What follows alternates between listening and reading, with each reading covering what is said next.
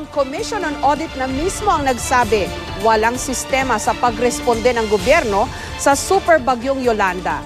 Batay sa report na nakuha raw ni COA Chairperson Grace Pulido Tan, malinaw daw na walang namahala o in charge sa disaster relief and rescue operations. Kaya hanggang ngayon, pahirapan daw ang auditing sa mga donasyong natanggap ng gobyerno para sa mga biktima.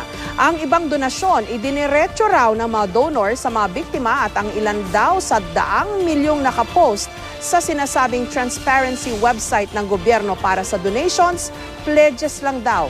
At ang ibang donasyon, malabo ng malagyan pa ng monetary value.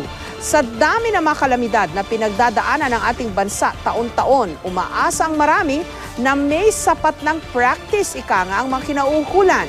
Hindi pwedeng trial and error na lang lagi o para pa ring baguhan ang pagresponde sa sakuna ng mga otoridad. Marami na tayong karanasan sa sakuna. Dapat nga, eksperto na tayo maski papaano sa paghahanda at pagtugon sa mga ito at hindi parang nangangapalagi sa dilim.